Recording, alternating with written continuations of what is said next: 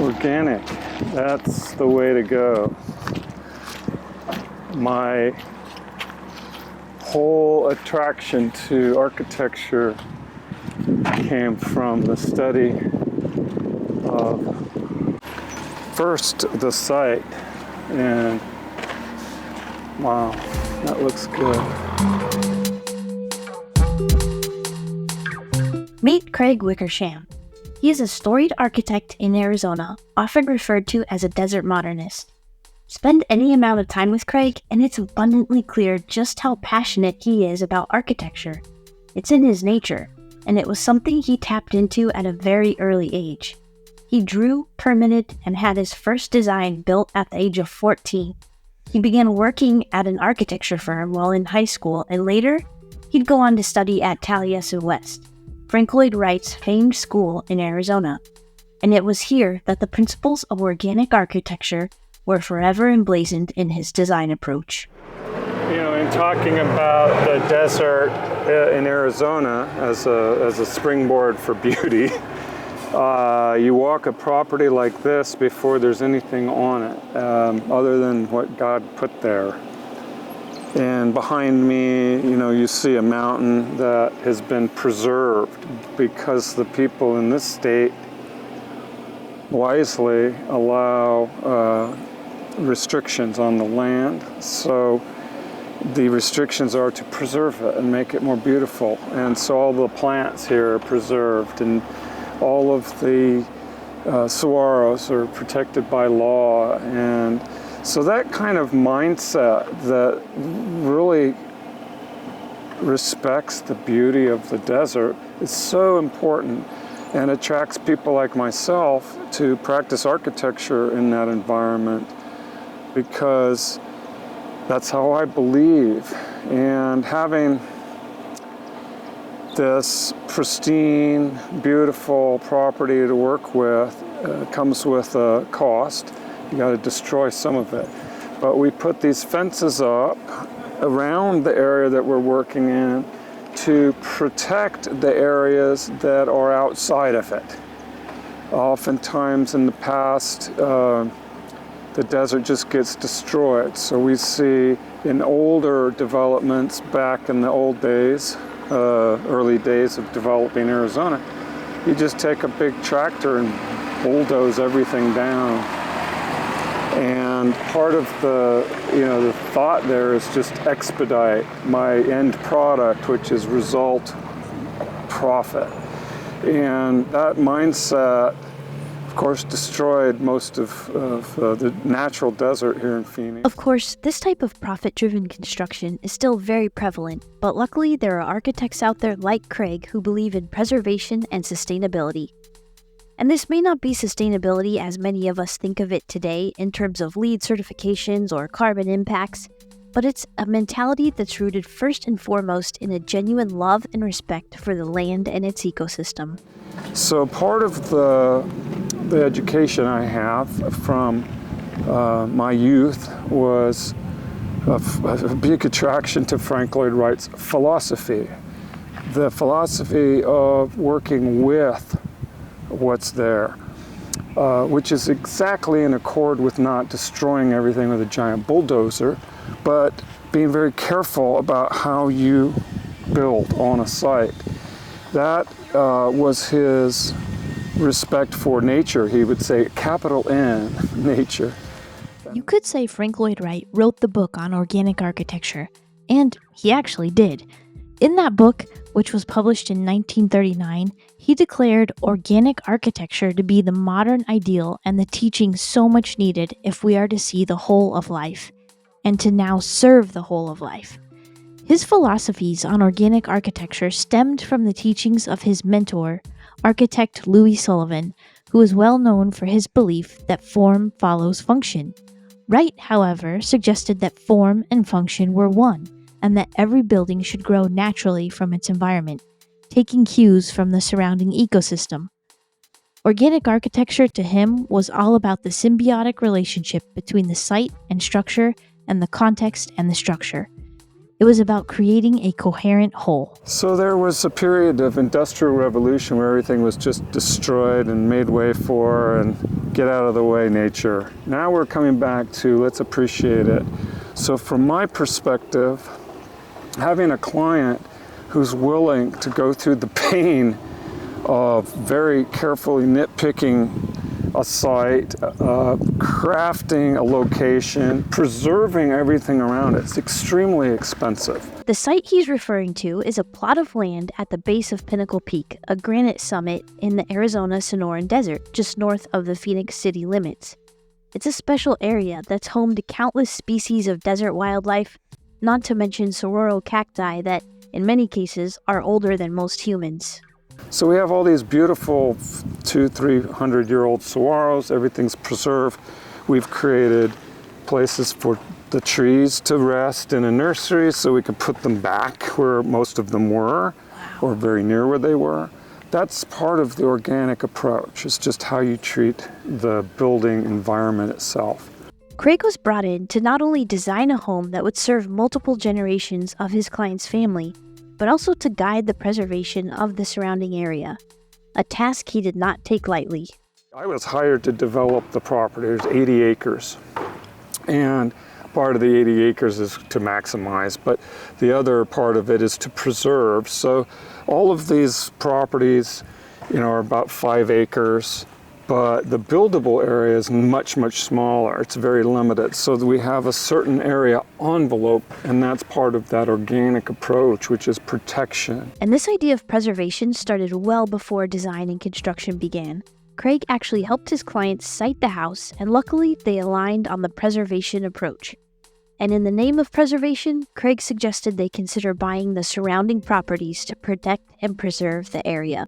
Initially, they were just going to buy one piece of property and build a house, and they didn't realize that, all of this precious property was as precious as it was. I said, why not buy all 4 of these pieces of property? You have the mind of preservation and respect and love. We took some time, but they basically said, here, this is now your project, get it going. And my first concepts were more what we do in a bubble diagram way and say, these are the aspects of it that are wonderful, this is what we should preserve. And the husband said, we want it round, right? And we know it's going to be more expensive. So I was delighted. So the very first round drawings I did, curves and all of this, within the realm of what I could have done, I tried to be respectful, because the magnitude of opportunity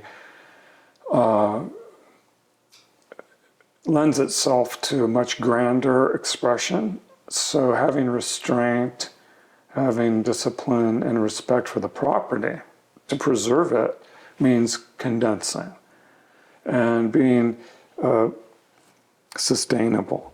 Back out on the site, Craig talks about some of the efficiencies of designing round, but also some of the inefficiencies he had to consider during the design and programming phase.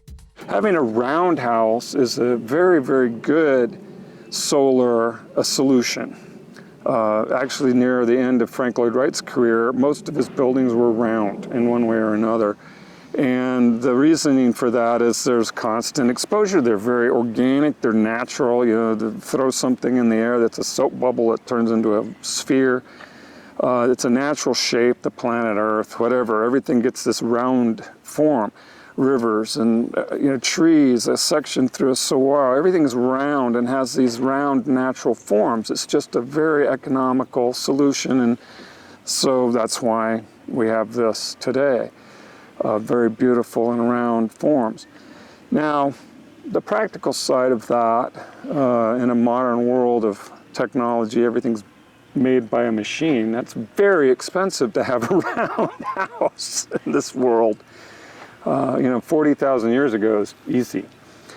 But now this house with cabinets and plumbing fixtures and all of the things that make a break from the industrial structure of life, it's very costly. I mean, everything is extremely expensive to do, so this will probably be the most expensive home I've ever done.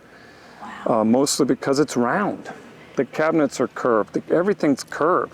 Glass, we have curved glass on this house. That's probably 6 times to 7 times, potentially 10 times the cost of a normal pane of glass. But the efficiencies of the house itself, I think, are really strong, actually, in this round house. The obvious inefficiency is everything's made in a factory straight lines and has to be conformed. And this is a good example. You see straight beams, and you see straight linear trusses. The sacrifice to get the round shapes and some of the materials, it's not so difficult. Like plywood is bendable and can be shaped, and wood can be cut to curved shapes, and you see some of the templates laying around that we use. The columns, round. The end result, once we're done, you won't see any of these straight lines. They'll all be gone, be hidden away, and that's a good thing. So the presentation will be a lot like a big sweeping curve, natural desert, which fits into the boulders around here. That tie-in with the boulders is very intentional. In fact, there's intention behind every inch of this home.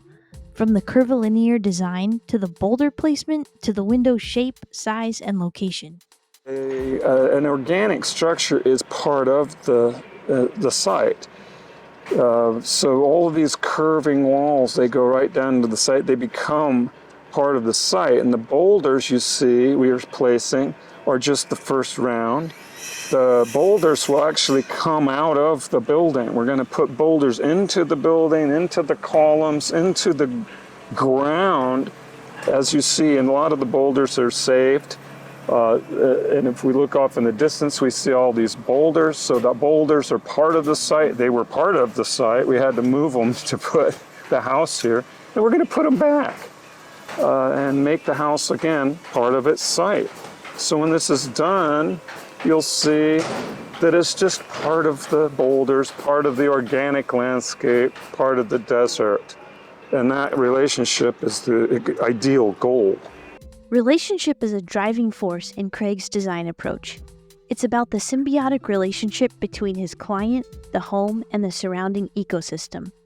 To understand what that relationship will look like, he spends time on the site building a connection with it first. The first meeting was the walking around on the site and listening to their goals and them being keen to hear my goals. Sustainability being one of them, which isn't so much about the energy usage, but the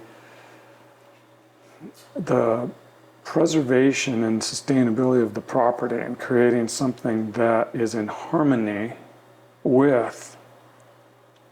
And every big home or building or structure is going to be a birth. And in that process of birth, there's a lot of savagery. On the site, it gets destroyed and cut and carved. It's just a big mess. And to do that in the least messy way or destructive way is our goal. And so there's that level of sustainability within the design of the home. How do we keep it, impact free as much as we can, working with the property, and that's the goal. Some cases, that doesn't really matter. The property is just a blank slate. It's an empty flat square, easy to work on. This was a very difficult lot and a pristine desert with mountains of boulders on it. It's one of the most unique pieces of property in the entire city. of Scottsdale because of that, much more so than many people would understand. And the gifts that it provides in just the nature of that beauty are things that I recognized immediately. So my conversations with this owner were along the lines of what I've just described, in the recognition of this unique treasure that could become something more for them and their family and the legacy of their life. So we have to be very careful about architects' egos, I suppose, and make sure that we don't overstate our importance. The importance is about blending with the property in that organic fashion that you described, and appreciating it, and giving people something to see. Yeah, so one of the skill sets of a good architect is the ability to, as you're designing a building, and having been on the site many times before and during the process of design, coming into how does each room relate? And what do they see? What are they not going to see? So when I walk the site as the first timer, I come out and I go, that's beautiful. That's really beautiful. And I want to see that. And everything has to be designed for everything else. It's very, very detailed, like the human body. One thing relates so much to the other. Of course, no project is without its challenges, and the sheer uniqueness of this one brought many. I'm a very conservative designer. I don't like wasting people's money for the sake of it. I don't like spending money for the sake of it. So I'm trying to do a lot of things that make the house practical. That's part of my German side, I suppose. And then having something that's beautiful, functional, and livable. So the things that are easy is the entire site, 360 degrees, all around the house are all wonderful views. So that part made the design very easy. The next part is privatizing spaces. So an owner has privacy from their guests in the morning or in the evening, and places that they can gather all together and enjoy spaces as a family or family and friends, and just be comfortable without making it complicated. There are many functions of the property and the owners that are very specific to them for reasons I won't disclose, that are incorporated into the house because of those criteria. And so those are challenges. They're challenges that involve many team members. So, we have a lot of unique team members on this project that normal homes don't have. And they don't present themselves in a floor plan as much as they do in the finished product. Though Craig also had to contend with city-imposed height restrictions, he figured out alternative ways to create scale and grandeur, as well as achieve another project goal, which was to primarily light the space with natural and indirect lighting. So there are clear stories in all the spaces. So during the day, you don't need any electricity to light anything. That is a sustainable approach, is just let the natural light of the day come and go. If you need light, we can turn some lights on. This particular house has no can lights, no real decorative lights. There's just 2 or 3 lights in the house that are visible lights that are decorative and functional. The rest of the lighting is all what we call, and Frank Lloyd Wright was a genius at this indirect lighting, because it's just a natural way to light a space without having glare in your eyes. We like that. I wanted to know where one even begins the design process when there are acres and acres of blank land and near endless possibilities, even in terms of where the house will be situated. So, we look at a blank piece of land, and in this particular case, there's probably 60 different components close to 60 components that I'm juggling inside my head.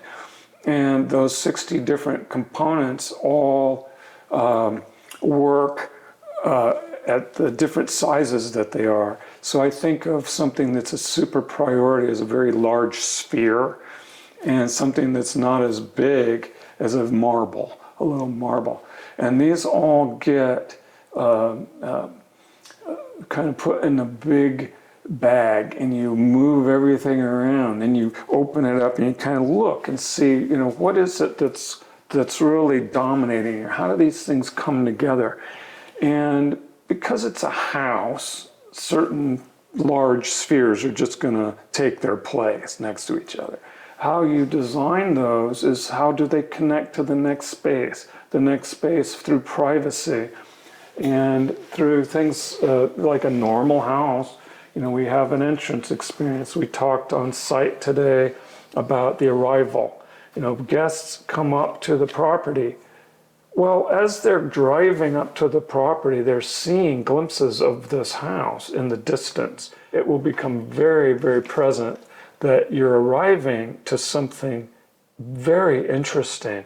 You're going to see the mountain in the background. You're going to see this curving, interesting building in the kind of the foliage between the saguaros. There's going to be this structure. And it looks very much like a boulder back in there, the colors and the forms and the shadows.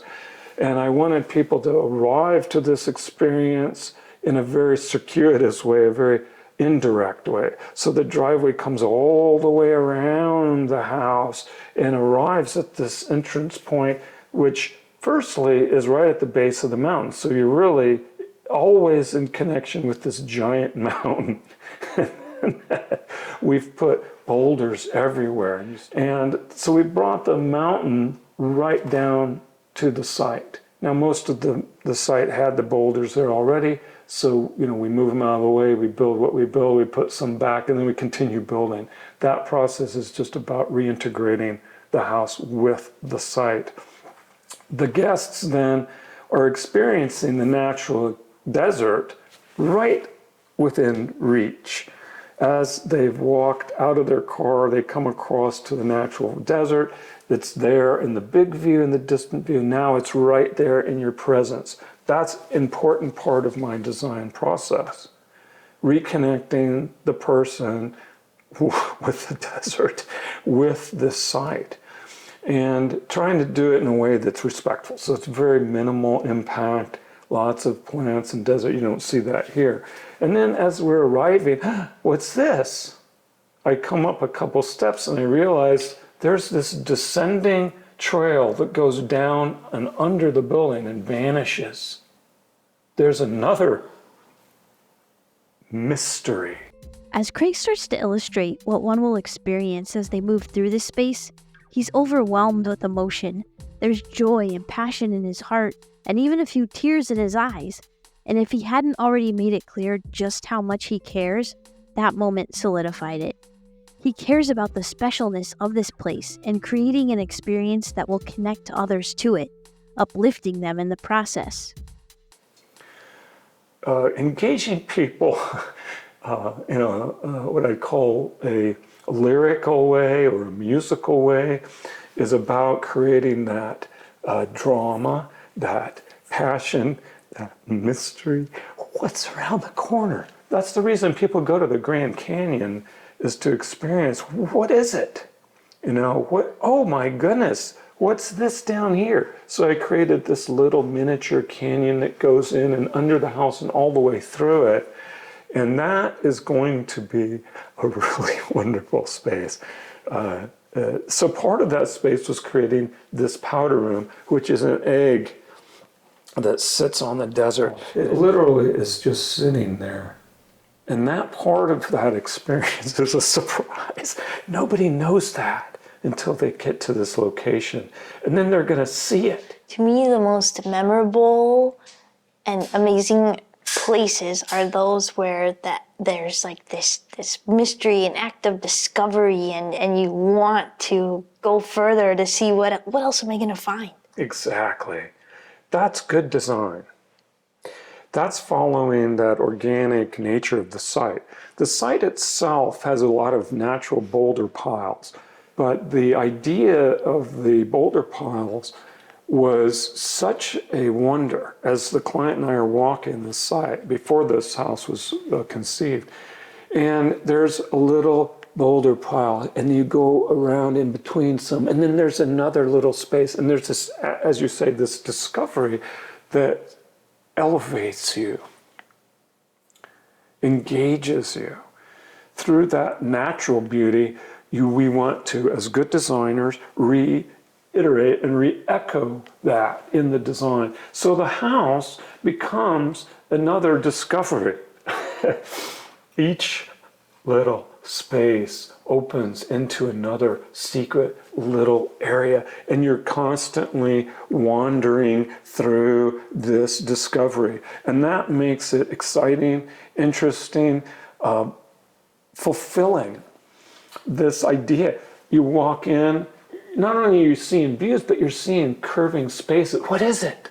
You're going to see curving spaces descending behind and hidden around. And what is it? It's going to draw this person in. And there are focal points of fine art. Then there are secret little doorways. There's things that you don't know are there. You keep exploring. You keep finding. What do I see? There's this beautiful fireplace. Oh my God, I take 2 steps in and I've got this view. It's always going to be about presenting these mysteries and these surprise Easter eggs. You find something, you see it, and it draws you in. And then you see something else, and it's always going to be changing with the time of day. For them, they wake up, they have one experience. They come to this side of the house, they have another experience. 10 minutes later, they forgot something, they go back here. The sun is completely different. In a round room, or an oval. These are technically ovals. And by the way, I tried every circular form. So if you want to start, I can name all the different forms. But it's not just a round house. It's a curvilinear expression of those boulders that are compound curves and ovals and actual circles. And these spaces that are going to fill with light in a very different way, both on the outside surfaces and on the inside surfaces. Those are opportunities that you don't get with a box. I know that boxes are fun and efficient and all of that, so this particular home is an expression of something completely different than a rectangular home or a geometric home. It's an expression that most people don't understand, and it's worth every hour you spend creating it. It really is. These are going to be spectacular. We look at the desert and we look at the natural forms that we walked around. The saguaros, the barrels, all the plants echoing these forms. All the boulders, all the pieces of the earth that are echoing that form, then creates that harmony. Though this is just a drawing, there are things about it that you don't see, which are all the multiple layers. Well, I have gigantic oval skylights that are going to be allowing light to cascade down through the house. There's so much going on, it's hard to even describe it. And I don't want to. I want it to be a surprise. In a future episode with Craig, we'll reveal a little more of the surprise or perhaps the mystery behind this house that he is lovingly referring to as Xanadu, perhaps because of its idyllic and opulent nature. We'll talk to the framer who's masterfully bringing Craig's vision into the three-dimensional world, and what inspired him to take on a project of this magnitude and complexity when others shied away.